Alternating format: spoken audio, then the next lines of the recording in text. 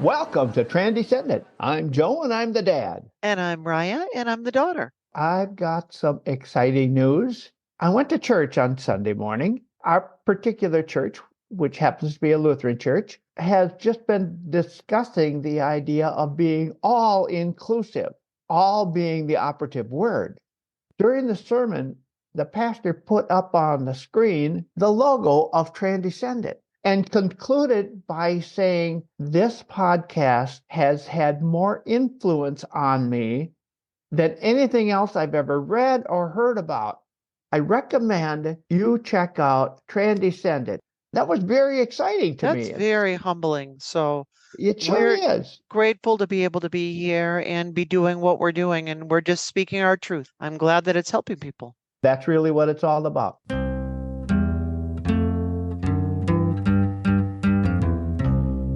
We are here today with my friend Elliott Green. Elliott transitioned about when I was transitioning, except Elliott was much younger than me. He is still much younger than me.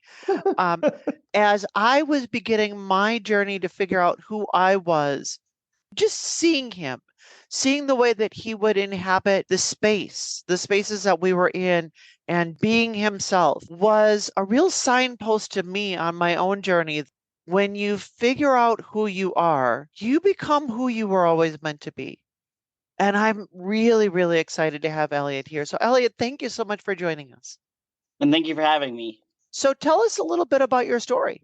So there were a lot of signs growing up that I was transgender. I was born in 97, so growing up, it wasn't really talked about much or on the radar. So my parents had no idea, my doctors, no one, I didn't know. Starting around second grade, while there had been signs earlier, I wanted to use boy names and I wanted to wear boy clothes. My parents did a pretty good job of letting me have some self-expression, but there was no idea that I actually was a boy, not just a tomboy. Around the beginning of high school, I realized that I was attracted to women. For a long time, I thought I was a butch lesbian. By the time I actually came out at 18, my senior year of high school, I had been wearing stereotypical men's clothes and a short haircut for about 2.5 years by then. One of the major things that really helped me figure out who I was I attended a leadership training institute through GSAFE, which is an organization that develops student leadership to build gender sexuality alliances, or GSAs, and promote social justice in regards to anti-racism, LGBTQ rights, and more. So it was a 3-day camp, basically, and this was the first time I met trans people my own age. By the time I left, I was already exploring different names and wanting to maybe use different pronouns. That fall, I started seeing a therapist and we kind of worked through my gender identity. One of the things that held me back was I was raised in a very matriarchal family. So I had a lot of proudness with not being a woman, but the power of women. So I had to recognize that I wasn't betraying the gender I thought I was. I made a post on Facebook coming out in February of 2015, and I had just turned 18 about a month ago. And that's when the whole school found out. And I was very fortunate that I was mostly accepted. There were a few teachers who refused to use my name and pronouns, but the majority did. And I think that this was for two reasons. One is I had kind of a reputation for being kind. And I think that it kind of looked bad to kind of dunk on me. And in addition, in 2015, while there was starting to be more knowledge about trans people, it wasn't what's been called the transgender tipping point. I think Time Magazine had an article called the transgender tipping point. Groups that tend to attack us hadn't fully realized that trans people were around. So I didn't receive a lot of the backlash that other trans people have experienced. Another funny part about me coming out is that the fall before I came out, I won Homecoming Queen. Even though I was exploring my gender, I still applied for it. And I wore a suit and I had one of my friends who was a girl walk me down. And so I kind of tipped their whole heteronormative, cisnormative celebration on its side. That's great. The small town Midwest got an experience of complete gender nonconformity. Yes, exactly. And I love it. During the homecoming football game, I got to walk out and all the parents and all the teachers and everyone got to see this gender nonconforming kid. So I think that was definitely a life-changing moment. That April, because I really wanted my diploma to say my name, I went through the entire process of going through a name change by myself. I was fortunate my parents helped me with the costs. I did every form by myself. I went to the courthouse by myself. And that was a moment that I really gained a lot of confidence that I could do this. And it really reaffirmed who I was because people couldn't say, oh, you just want to be called Elliott. I said, no, that's my legal name. So that added a lot of power to who I was. After high school, I went to college and I started to physically transition, and I did it for about 3 years. And since then, I haven't been consistently on it, but I do plan on getting back on it eventually for top surgery. But it's been an interesting process because I'm so confident and aware of who I am as a person that while I have moments of chest dysphoria, I really feel fully that I am a man, and that regardless of how my body looks, regardless of if I'm misgendered, it doesn't hurt as much as it used to because I know fully who I am. When I hear you mentioning that your parents were supportive financially, it was a kind of a slow transition before you actually said, at least that's the way I understand it. It wasn't just one day all of a sudden you came out. It was step after step after step. Yeah, it was definitely a process and a time of a great reflection and things like that. The thing that really kind of made me feel, okay, this is it, is I saw a post from a friend that said, cisgender people don't stay up at night thinking about whether or not they're trans or not. Right. So that was kind of like, oh, yeah, I do spend these nights not being able to fall asleep questioning my gender. And cis people can question their gender too. It doesn't always mean that you're going to be trans. Would you talk about that word cisgender, please? What does that mean? Cisgender basically means that you identify as the gender you were assigned at birth. So when the doctor checked female or male, you identify with what's on your birth certificate. I suspect we may have seen the same therapist at the time because there was one therapist that a lot of people were sort of pointing us towards. She said something similar to me. She said, cisgender men do not come into my office and tell me that they wish that they were a woman. Elliott, it's interesting what you said about feeling like, are you betraying your gender? And I feel like I see that among trans men a lot more, that because of your experience navigating the world, assigned female at birth and having those first few years, you understand feminist ideals in a way that many other people don't.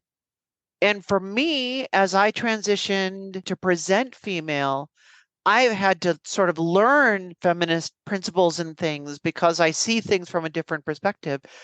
Would you talk about your change in perspective and what feminism has meant to you both then and then continuing on through your transition? I'm not like a man hater by any means, but it was just the way that men and women were kind of talked about. I really enjoyed that power of we are women, hear us roar. But I enjoyed the hear us roar part, but not the we are women. So I had to kind of come to terms that I am transgender, hear me roar. You know, I try to do a lot of advocacy within myself and also in my community to bring about feminist ideals, whether it's talking about ways that women experience discrimination or harassment or don't feel safe. And I definitely am aware of my male privilege in the sense that there are occasions that I'm still scared of the dark, but I'm not as scared of the dark as I was when I was about 15 presenting as female. So that was a really interesting experience going from presenting as female to presenting male and then eventually going on hormones. And I try to be very conscious about not making women uncomfortable because I know what that was like. And I've heard stories, whether it was at sleepovers growing up or just other women talking to me. And I also had to recognize that there were going to be spaces that were no longer really mine. And that was kind of a journey as well. In the beginning, when you started, I'm curious as to whether or not you got a lot of pushback from the other students, your peers in school. Were you getting any harassment from either the boys or the girls? or was it mostly accepting? I think that in a lot of ways, I would have received more pushback if I had insisted on using the men's restroom at school or insisted on more changes. But at the time, I kind of changed my pronouns to he, him, and changed my name to Elliott, but I didn't cause a lot of pushback against the school. So the most I received was I had a teacher who told me that she couldn't call me Elle or Elliot because that was her dog's name and that was too confusing for her, which was obviously using an excuse for her uncomfortableness. But for the most part, I think largely because of winning Homecoming Queen and like I mentioned earlier, my reputation of being kind, I think it kind of protected me in a way because I had made friends with all the girls. So the boys didn't want to alienate themselves. And then the girls were mostly on my side because I was friends with a lot of them. So I didn't really receive a lot of pushback, which I'm very fortunate for. Would you talk a little bit about your experience now? What have you been experiencing as a trans person recently? Internally, I feel a lot of peace. And I didn't expect to feel the level of peace I have even before any type of surgery or anything, because I think so often we push the narrative that trans people aren't whole until they've transitioned physically. And for me, I feel a lot more at peace than I thought I would. I mentioned it earlier, but I just feel so strongly that I know who I am that there's been moments where people accidentally misgender me and it kind of slides off. And it used to feel like a stabbing pain. That kind of goes into something I wanted to talk about, which is gender dysphoria versus gender euphoria.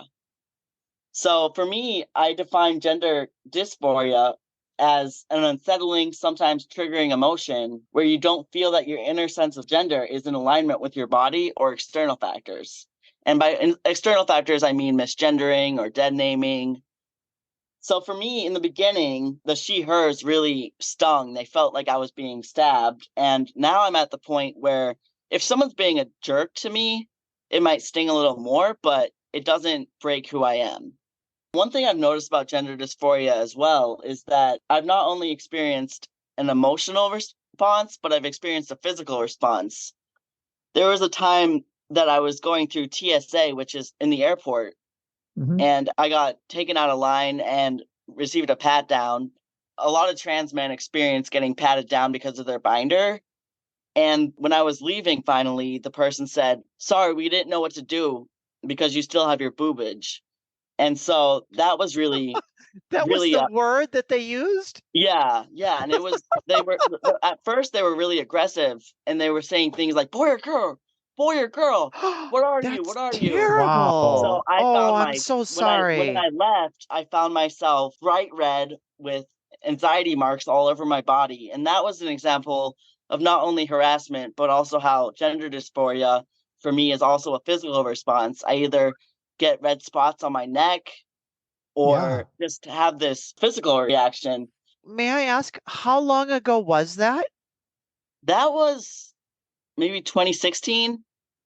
I feel like things have come a bit farther in airport security since then. I would hope, but I feel like any transgender person that has had to go through the TSA, we have our horror stories about being singled out there. And I would hope that they have figured out to treat us differently now and not how it was, but it was quite bad. It really was because a lot of their scanners, they had to choose male or female with the bodies we have that are sometimes ambiguous, maybe. They had confusion, so that would often lead to trans people being harassed. What it does, or at least what it would do at the time, is it would see where you have body mass. And so if they put in that you are a man, it would look for body mass, obviously, more between your legs. And if they put in that you're a woman, it would look for body mass at the chest. And if you didn't meet those expectations, they would pull you out and figure that you probably need a pat down because maybe you're trying to sneak something in, which we were just trying to sneak in ourselves, just trying to be who we were. I think there's a lot of our listeners who just learned something interesting here, including me.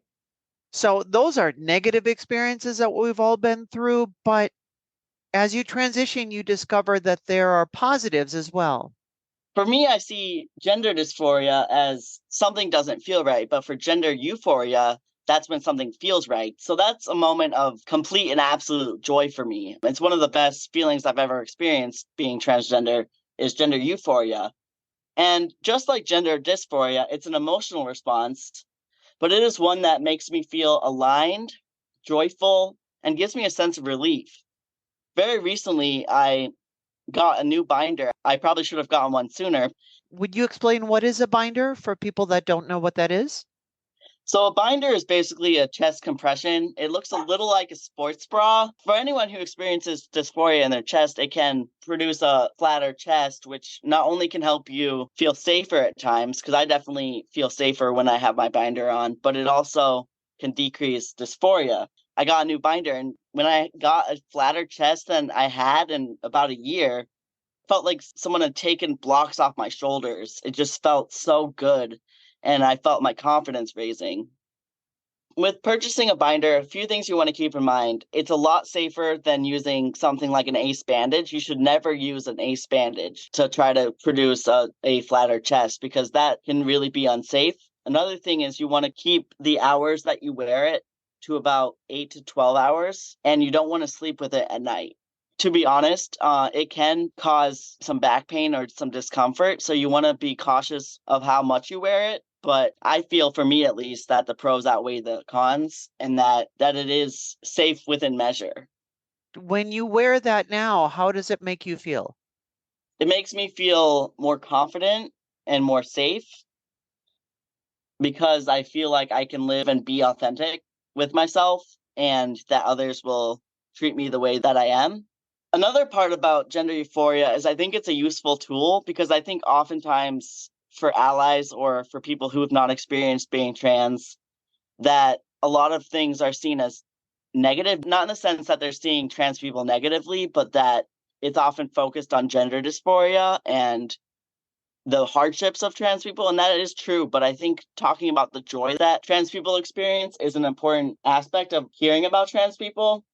And I would hope that learning more about gender euphoria would help others see it more as us coming into ourselves versus when it's only talked about the painful parts. I think also gender euphoria is important for trans people because you got to hold on to the moments of joy, and it really shows you where you want to go and what's working. As I hear you talking about gender euphoria, I feel like that is not unique to transgender people. Anytime I hear Shania Twain saying, "Man, I feel like a woman," or I hear a man talking about they accomplished something and then they feel like, boy, that really made me feel like a man. Do you feel that you and I experience the same kind of gender euphoria that cisgender people experience? We just don't call it out when it's cisgender people? Yeah, I think in a lot of ways, people who are cisgender experience moments of gender dysphoria as well. Whether it's being treated like they're not, like, oh, be a real man, that could be a moment of them feeling gender dysphoria in the sense that they're not feel like their authentic self is being seen. And I think gender euphoria too, there's moments like when the boys in the classroom are asked, I need a strong boy to carry a chair. That's a moment where a young boy Yeah. might feel gender euphoria.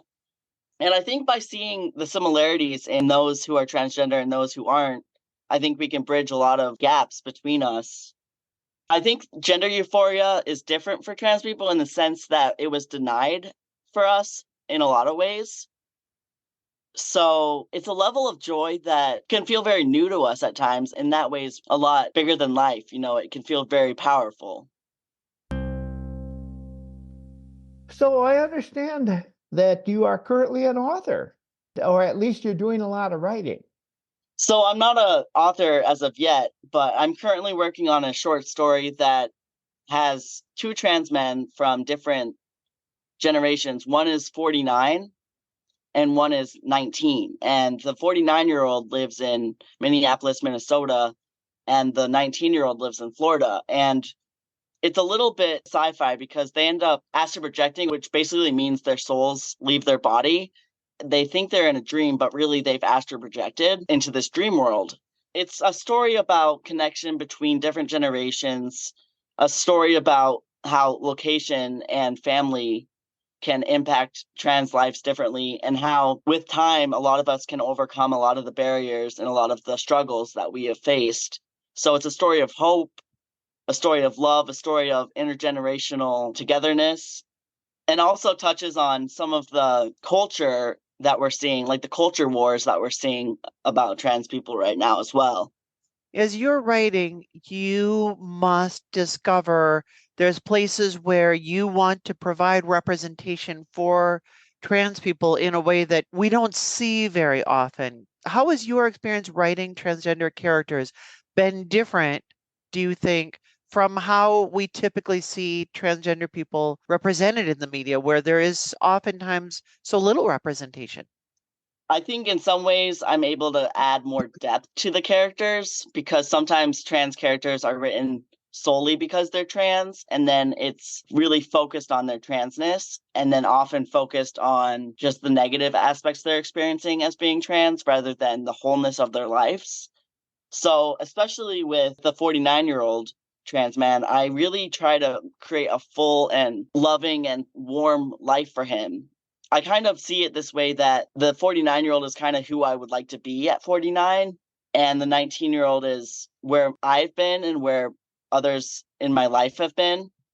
I also think that I'm able to add a perspective that maybe a cisgender person might not either be aware of or might not think to include, because I'm able to talk from experience or with permission from the experience of others. I have a suggestion for you. I would recommend that you see if you can find a writers group. You'll have an opportunity to present some of your writing to other people, and they're also fun. Dad, you've talked about the writing process being really therapeutic for you as you wrote your memoir. I'm hearing it. That's out now. Elliott, would you kind of share your experience with what you've learned as you've been writing? It's kind of fun to mold a character like the 19-year-old and kind of put some of my experiences and some of the experiences that other people have experienced, because I feel like it can be really therapeutic. And then in a lot of ways, it's bringing me hope, because I'm creating the 49-year-old to be kind of how I would like to be. And he really embodies a lot of the values and a lot of the things about life that I would like at that point. So I'm able to put some of my feelings about the social commentators that spread hate about trans people in this story as well. And I think that can be really therapeutic, because I'm able to put some of my feelings about how we're being talked about into writing. Well, I'm Good. looking forward to reading that. Thank you. Elliott, what have you done in the community? In the beginning, I feel like I would, answer questions that people had or help guide people through name changes. But in 2018, I started a transgender support group for adults called TransFam. And I started facilitating meetings weekly. And this seemed important to me because I noticed there were resources for college age trans people, but there wasn't a lot for after graduation. So I felt like there needed to be a space where trans adults could come together and experience joy, experience loss, experience frustration, and really come together. And during that time, I got to see a trans woman further along in her life teach a younger trans woman about how to apply makeup, things like that. We got to celebrate name changes and things like that. And it was really a powerful thing. We just played games, but just basically trying to create a space so that we could reduce the alienation that a lot of trans people experienced in my town. I felt was important. One of the advantages with a podcast is that it isn't just one day, but people will listen to this podcast when we post, and then others will listen as time goes by. And there will be people that will be listening to you a year from now, 2 years from now, maybe 3, 5, I don't know. What is the one thing that you want them to know, either about you or about themselves, or what would you say to them that you want them to know? I feel like it's important for all of us to know that we know ourselves best and that we know what feels authentic and what doesn't. And that goes in hand that whoever you are, whether you're trans or cis, that we should allow people to show who they are authentically and that they know best of who they are. Because I think sometimes people want to put labels on other people. And I think that if we can know that people know themselves best, I think that's a good takeaway. That's Great. good. Yes, it is. Well, certainly I have enjoyed our time together. I think you've given us a lot to think about. And I think it's just wonderful. We're really happy to have you here as a guest. And I think there's a time we would like to have you back again. It's kind of fun to do a follow-up sometimes. Well, thank you so much for having me on the podcast. And I'll definitely be a listener to see what else you have coming up. That's wonderful. And those of you out here, we want you to be a listener too, because you know what happens every Monday. It's going to be another new reflection, something exciting and different. And if you'd like to support this podcast financially, you can go to transdescendant.com and choose support. And there's options right there. Whether you choose to support this podcast financially with your listenership, or you're just here as an ally, we're grateful to have you. We'll see you Monday.